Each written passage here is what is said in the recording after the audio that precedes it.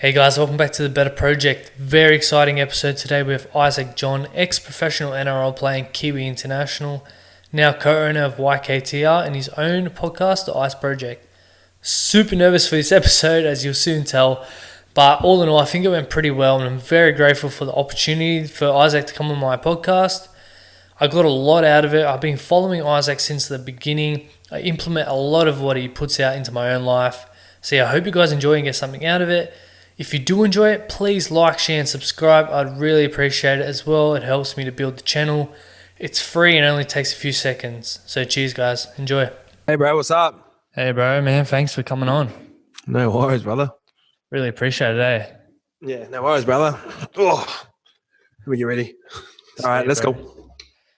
Fuck, man. Been following you since the beginning, eh? Back in your apartment. How early? How early? When you were packing shit in your apartment. Making the I don't think I could. I don't think I could do that anymore, right? Bro, the packing stuff. I'm glad I went for it, but fuck, I don't think I can do that anymore. Yeah, fuck. You made me realize what I could do. You inspired me to start vlogging, now podcasting. Oh, sick. What do you prefer? Podcasting, really. I like connecting and networking with people. So much better, eh? Yeah, especially because I'm naturally introvert. I'm a really shy person, eh? So yeah, I get that feeling. Yeah, I'm nervous as fuck right now. Oh yeah, relax, bro. Like when it comes to podcasting, how'd you get confident in front of the camera? I think I'm naturally confident anyway. Like I kind of walk into a room and sort of fit in anywhere. I think it comes off the back of being diverse across a few different areas in life. If you can only talk about a certain couple of things and you go into a room with business people, you kind of feel awkward and shame and stuff like that. So I think just being diverse across a lot of different areas and only not being fucking an expert, just having a base knowledge. So I don't know. And when it comes to podcasts, how do you follow a structure? How do you make it flow? Depends. So I just usually go sort of something natural, hey bro, what have you been up to? Just kind of break the ease because a lot of people are nervous when they first start, and then I kind of go back tell us about your upbringing. Because obviously, if you look at a standard fucking movie structure like that, it starts start, middle, ending, where a lot of people don't really understand that with storytelling. They'll just go fucking here. So it gets a little bit messy. So make it feel comfortable. Go back to their past and I usually have about 6 bullet points. And sometimes if I know they can talk and they're a confident person in a podcast, I won't have any. But if it's kind of a bigger podcast and I know I'm going to be learning some stuff as well, I find myself getting sidetracked, so I'll have bullet points in there as well. So it depends who the guest is, to be honest. Yeah. Normally comes on, I'm just talking shit. So take me back to your footy career, man. Do you regret anything? No, not a single thing. And I think that's when you start to get in trouble. Gary Vee talks about it all the time. When you see regret in someone's eyes, fuck, it's kind of sad to see. And I don't regret anything about it. I wish I knew things that I knew now in terms of setting goals and setting good habits. And I feel like I would have been a lot more effective football player. But in saying that, if I didn't get injured, probably wouldn't be sitting here where I am right now, because that sort of forced me into reading. That sort of forced me into thinking. Your back's against the wall, so you got to kind of alternatives, and your mind starts to wonder. But the thing I love about football, it gave me time, gave me a few lessons, and gave me a few good friends as well. So it's been sick, bro. Yeah. So was it the injuries that led you to kind of retire? Yeah, and I could have kept playing, but then I would have been that guy kind of just holding on for too long. I feel like I wanted to retire when I was 25. I was I'm young enough and I still got time to do something. And if it fails, I still got time to do something else after that. And I used to have those conversations with those close to me, but then I just sort of held on because I sort of felt ungrateful, because I was just sort of you're living the dream and this is all you wanted to do since you were a kid. And then sometimes dreams change, and it's okay to have a different career path and not do what everyone expects you to do. And tell your parents, they're oh, fuck, I don't want to play football anymore. I want to go fucking start a business. So, yeah, fuck, that's it for me, bro. Injuries were a part of it, but my mind, I felt like something was pulling me away from football, and it was, I don't know, it was going to be YKTR or the Ice Project or vlogging, but I knew it was going to be something. So I just had to trust my gut with it and followed it and fucking worked my ass off, and here I am. Yeah. So when you did retire, did you feel lost? What did you actually do to kind of find out what you wanted to do? So we had just started YKTR, so we were doing like 2 or 3 t-shirts at a time. Nothing big, like just sort of standard fucking side hustles type shit. Okay, fuck, I'm gonna go all on this. Just started doing online courses and all these sort of different things like that. So I just went all on YKTR, and I didn't get paid for like 16 months and like $0, and had to play football, park footy, so like reserve grade on the side just to get money. And like I was struggling, like people don't understand this, and they see all the office and stuff now and see and think I'm a success, but fuck, there were times where I was like this close to being broke. And like at the time I was hand delivering orders to the post office, and my card broken down and my electricity got cut off, and I was running an e-commerce business. I had to run downstairs to the car park, plug my phone into the wall there because I had no power. They cut my power off, and like I was doing like Shopify from there, and like, I didn't film it at the time because I was kind of embarrassed, because I was selling people clothes, and like we were making vlogs in that then. So I was a little bit embarrassed, but I wish I did now. So when I do say this, like people don't think I'm talking shit. It's like kind of there on video as well. So Yeah. probably wasn't as self-aware at the time in terms of myself as a business person. Like I hadn't got paid, and people were calling me like this good entrepreneur, but like I didn't feel like an entrepreneur because I didn't make any money, and like fuck, I couldn't even afford to pay my power bill, and fuck, my car blew up, and I used to like have to throw like packages on my back, and then if I made a good relationship with the post office guy, he'd come pick them up. If he couldn't, I remember there was a couple of times I just had to walk down to the post office with my skateboard, and then drop them off, and it's about 2.5 k's away, not fucking far, but Yeah. far enough when you're out west and it's fucking 40 degrees, and and then I'll just skate home, and like it was like, you know, just what it was, man. That was my life at the time, and like packing orders and stuff like that, hand writing them out. That was just my life, and that was just the progression I had to go through to get to this point where I'm at now. So but I just really want people to understand, like it hasn't been like smooth sailing for us always, and like running an online business with no power and no internet is probably not the best idea. And getting your phone bill in after that because you're using all your 3G and 4G and fucking starts to get expensive, right? Yeah. So what was that light bulb moment that made you think putting 4 letters on a shirt's going to go somewhere? I love the way that you line that up. I don't know. Do you know what? When we first started YKTR, like we used to write it because no one knew what it meant. So like there would be like hot girls on Instagram, and like we were all single at the time. We're like, oh, YKTR, like you know the rules. And he used to say it normally like, oh, do you reckon you'll get a start tonight, or do you reckon you'll win football tonight? And they're like, oh, but come on, you know the rules. There's almost like a bit of banter and like a backhand to the guy that was asking the question because it was obvious to the person. And then I don't know, the first time we read it, it just kind of lined up cool. Like I'm looking at it now on my wall.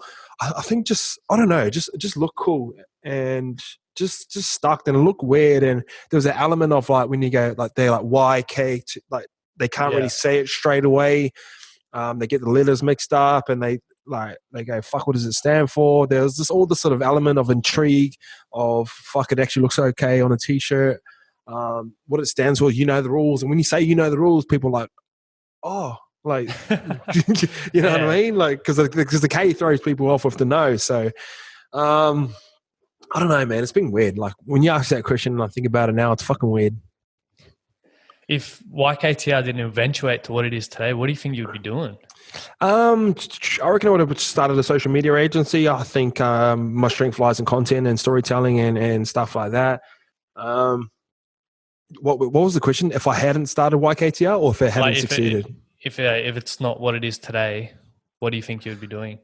Yeah, that's a really tough question. So, like, say if YKTR failed, I definitely would have started something else. I don't know what it was. I think I would have moved towards a service-based business because we're in a sales-based business. So for us to make money, we have to be selling. We're like services, and they get a recurring revenue, and know how much money exactly coming in on this time of the month. That's something that potentially attracted me. I feel like I always wanted to help players. I was having the idea of taking over like players' content and running their social for the year and build content around them. I feel like I would have been good at that. That's where my mom was wondering at the time. Didn't really know podcasting was a thing, but fuck, I don't have the answer because I can't really speak in hypothetical senses because my mind doesn't really wonder like that. I can only speak on like what I've done, and if it failed, I don't know if I would have started a clothing company again, but I definitely would have started a business. I know that for sure. In regards to business, what would probably be your biggest learning curve? I know you mentioned your financials and your BAS, Besides that, what else? Biggest lesson. That's what I thought business was before I got into business is completely different. And then what I thought I was good at business last year, like compared to what I know now, is like I look back at my old version of myself and listen to my podcast. I'm like, shut the fuck up. And then hopefully that happens to me like next year. So it's just constantly evolving, but you get to a certain point where, and it reminds me of football, like it's fun at the start. And then you get to sort of that 16, like 14 to 16 starts to get a little bit more serious. And then you get like higher and it becomes less about like the fun side of it and more about survival and more about cash flow and more about structure and more about fucking profit margins and nothing exciting. But like, if you want to go to the next level, you have to understand that like a business does need structure. A business does need a game plan. A business does need all these things where early on we just winged it and we backed our content and we backed ourselves to hopefully fucking kill it. And like we went all right at the time, but we're at that point now where like the fun's kind of taken out of it. We're like that 16 to 18-year-old kid that wants to make NRL and you got to figure out like fucking like completing sets is important and what you eat and all this sort of stuff is important. The other one is how you live your life off the field translates to on the field. And I never really got this while I was playing football. Like used to get on the piss and shit all the time, eat shit, whatever. But whenever I played good football, like my fucking sleep was good. My diet was good. I was like doing stuff outside of the game. I was doing extras and it just correlated. So, whenever I've gone well in business and like business goes like that, it just fucking up and down. Like all my stuff outside of businesses like on like, woke up this morning 4:30, went for like sorted this puppy out and went for a run for like 45 minutes and then listened to a podcast and then had brekkie and now I'm doing 6 podcasts in a row. Like that stuff's important because that's going to help. All this sort of stuff's going to help my business grow. So if you focus on solely on certain things, so for what like people come into business and they go, fuck, I just want to make money. And if you're that guy, you're not going to last. And see, YKTR, I want to make the best content. We just sell clothes as a byproduct of that because you need money to come into the system for me to fucking pay for these lights to be on and sit within these walls and pay for staff. And the way I do it is content. So, and we just spit out clothes at the bottom and that's how we make our money. So, understand what your strength is in business is super important very early on too. So that helps. Yeah. So what do you think is more stressful, professional athlete or business owner? I think business owner. Very different in terms of it's not so much like week to week.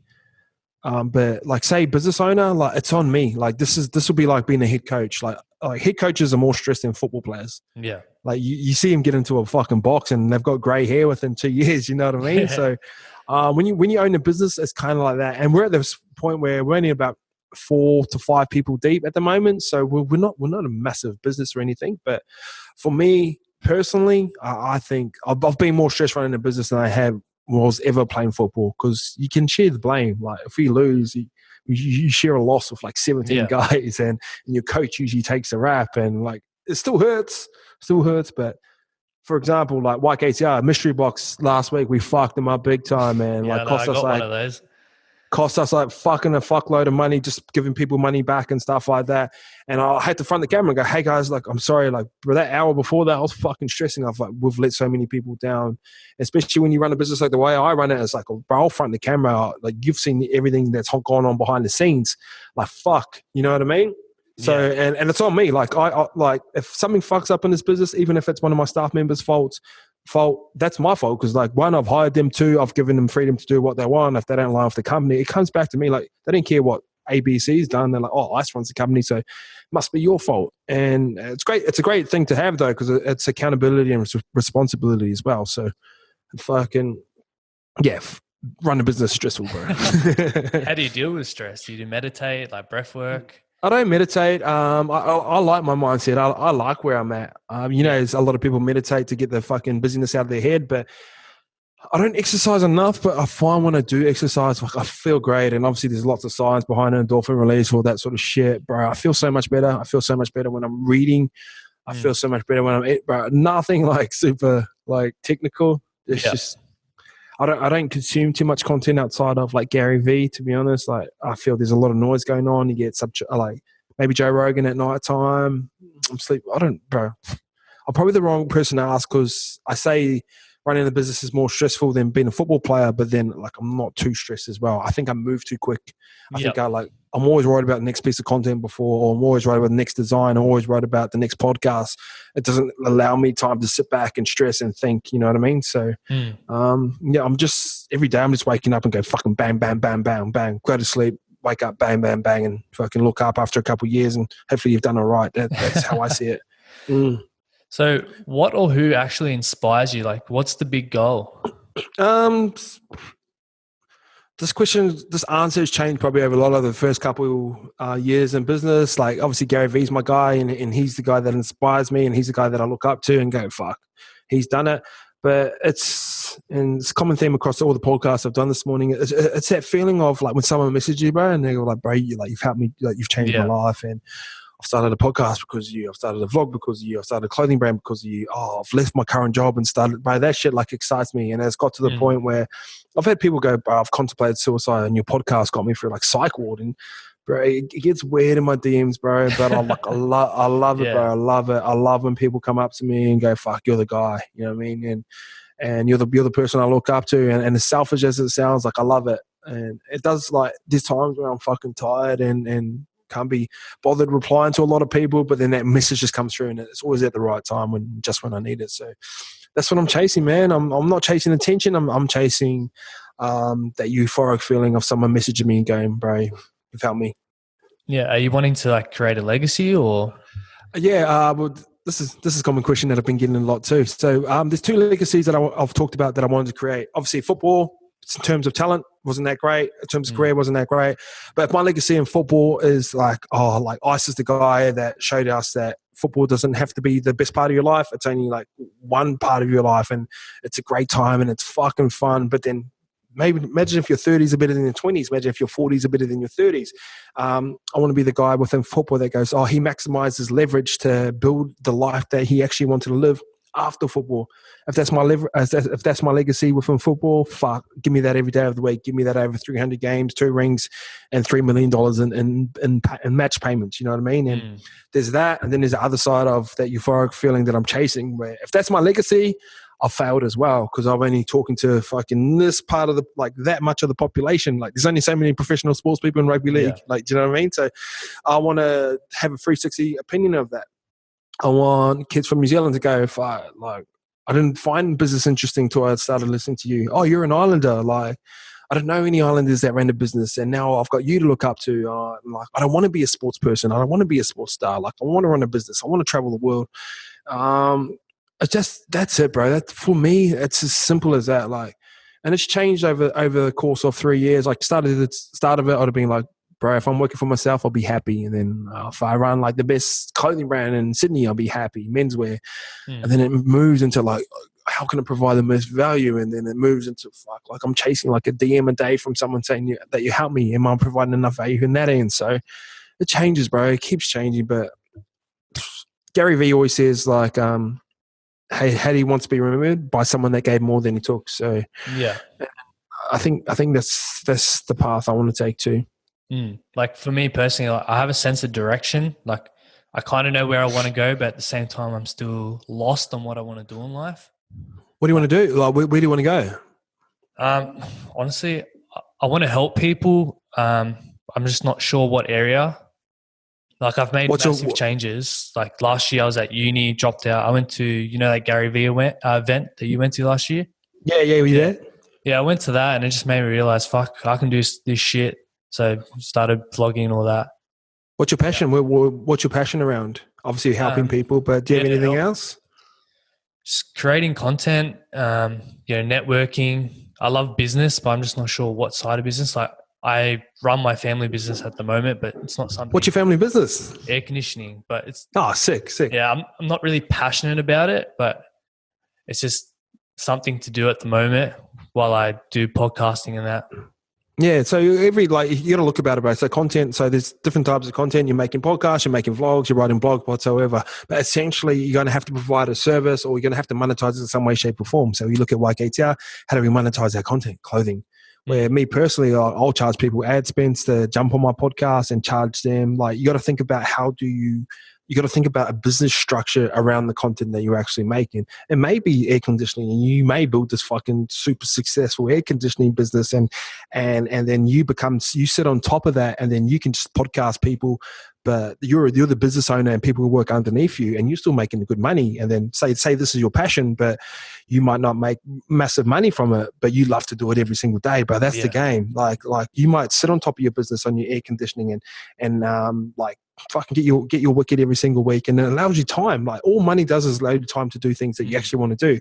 So, bro, that's you don't really have to bag not bagging your business, but you don't have to sort of look down on that type of business. But if it's paying the bills right now, and then bro, keep podcasting, keep networking, because then you'll find the thing. Like it'll just click. Someone will just come along and go, fuck, that's me. And then you just start moving towards that. That's like me with sports cards at the moment. Like I've got all this shit going on, but for some fucking reason, I'll spend 3 hours a night looking at sports cards before I go to bed. You got me into fucking sports cards as well. so bro, so that pulls me towards that. And like, I don't really have fucking time to be looking up sports cards and trying to figure out how to start a sports cards business, because I've got so much shit going on, but I can feel something pulling me towards that. And that's just off the back of like talking to people. So, bro, first things, cover like your weekly expenses, and you're doing that right now with your air conditioning. Fucking grind, bro. Why not be the best air conditioner place in wherever you live? And then, bro, on the side, bro, make your podcast, start to network, and bro, something will click. Like if you make enough contact, bro, something's just gonna click, and then you'll just know. You don't have to figure it out right now. Like I'm 31, I didn't start YKTR until I was like 28. So, like, you know what I mean? So don't be in a rush to figure it out. Fucking, bro, make your bread and do the things that you actually love, and then something will pop up. It's just the way it works, bro. If you're consistent, if you're good enough, I think good things will happen. Yeah, I plan to grow the business. I just did, Nail It and Scale It. I think you did that as well. Yeah. Did you like it? I did actually. So I did that to grow the business. But the one side I'm stuck on making content for the business. Like, how do you make content for air conditioning? It's hard, bro. Yeah, you got to think. Like, it's not the most appealing product, is it? You know what I mean? So, content around that is like how to find out when your air conditioner is not working, or how to find out like what's 3 things to look for in a good air conditioner, or like even though it's not that exciting and stuff that you necessarily want to talk about, it's something that we fucking need. Like when you live in Australia, bro, aircon's a fucking necessity. So, but then you can always go like, say, this is the way I see content. I make a fuckload of content, and then this is what you do, bro. You start a podcast, you talk to people like me, you talk to anyone, whoever the fuck you want to talk about, because you know what, every fucking person needs content, aircon and a thing, but they just might like your content anyway. Yeah. So you're naturally introverted. People listen to me and go, "Fuck, he's too loud. He fucking swears too much. I don't want to listen to him." But they'll come listen to you, and all you do is sponsor your own podcast. Okay. Yeah. So you know what I mean? So that way you're making content. This is what you're doing. This is what you love to do. I'm talking to the types of people that I do want to talk to, because you got to think, you're not trying to sell, like it's tough to sell an aircon, but then if you make content, everyone's going to need an aircon sooner or later. And if there's a little watermark down here that goes fucking whatever your air conditioning thing is, and subconsciously when it does come time to buy an aircon or aircon machine, who do they think of? It's you. And that's how you do it, bro. Make content of stuff that you actually want to do. Just sponsor it, because it's your own business. Yep. Whew, getting a bit hot in here. Better turn on the aircon. Fuck, it's not working, eh?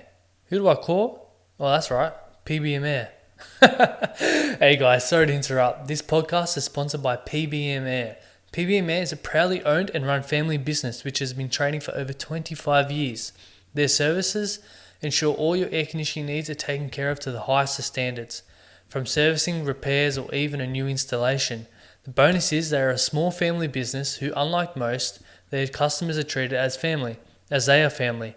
From the tradesman to the office, they are family. Who you see is who you get. Get in contact with them today via their Facebook page, which is just PBM Air, or call them on 02 47 54 3981. Cheers, guys. I find it hard as well because it is a family business, but I'm the only one that wants to get on camera. So, like, do I just market myself, or?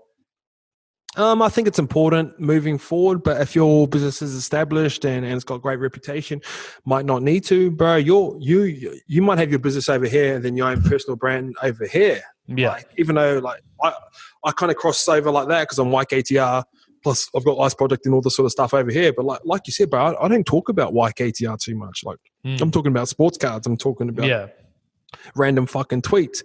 And then through doing that, through just making a fuckload of different types of content, people buy YKTR. So that's the strategy. It's not like a trick. It's just the strategy of get stuff that people are into. And eventually someone's going to need a hoodie. I was like, oh, it's getting cold. Like, I need a hoodie. Who am I going to buy it from? And you're the opposite. Oh, fuck, it's getting hot. I need aircon. So, bro, that's the way you do it. Like, be yourself. You're naturally introverted. People are going to love that in some way, shape, or form. Get cool guests on. You don't really have to sell the air conditioning machine. You just have to sell the content. And essentially, halfway through, you go, oh, this podcast is brought to you by YKTR Air Conditioning. If you want it, use my code. Stuff like that, bro. That's how you do it. Yeah, sweet. So when it comes to relationships, how do you balance what you do and spending time with the missus? She's quite understanding. So she's worked around a lot of like successful entrepreneurs and understands like the mentality of it and like understands that like we don't really switch off. And like we can be moody, bro. We can come home and things are gone fucking shit and fucking there might be a bit of like mood around the house, but she's just the perfect balance for me. And I've dated girls before that weren't like, you know what I mean, like good looking girls, but just didn't work. And they'll do anything for me, but they wanted my attention, they wanted my time, and she doesn't really need that, which is super important for me because like I give so much to my work and then I'm replying to fucking 150 people a day and 200 people a day and then trying to launch collections and trying to balance all this shit out. And everyone's asking me for content and stuff like that. And then sometimes I get home, I'm just like, fuck. And she's happy just to be there and just to be that support network for me. And I really, really appreciate it. So it's about finding the right girl as well. Yeah. I find it hard because I'm in a relationship, but because I'm focusing on all this stuff, I don't give her enough attention. So it comes down to arguments. So she needs attention. So like your situation is a lot different than mine. So then you open up the communication things and it's like this is what I'm trying to do.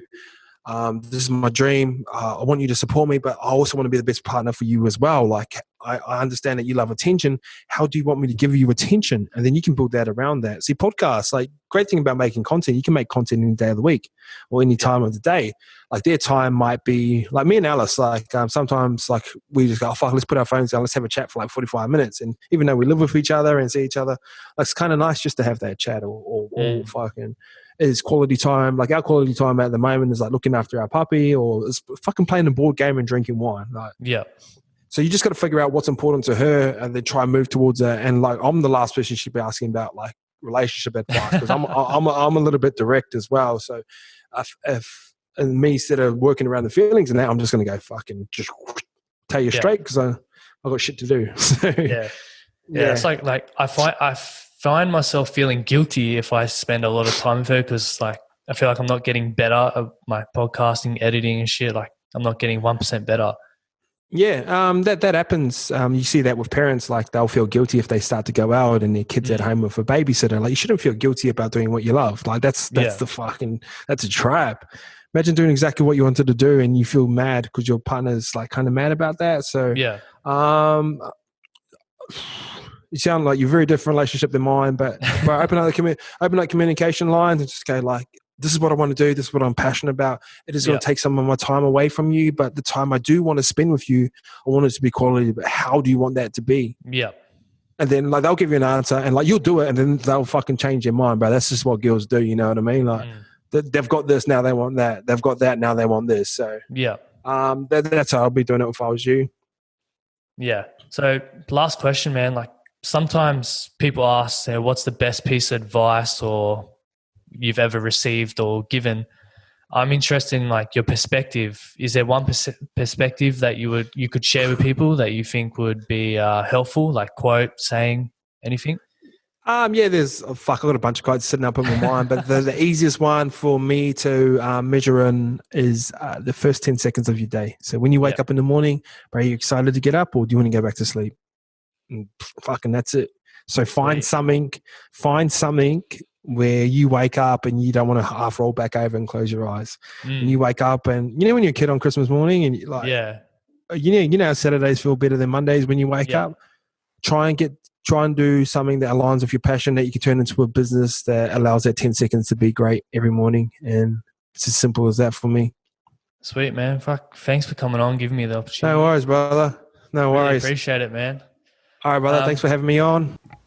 Hey guys, don't forget to like, share, and subscribe. Cheers.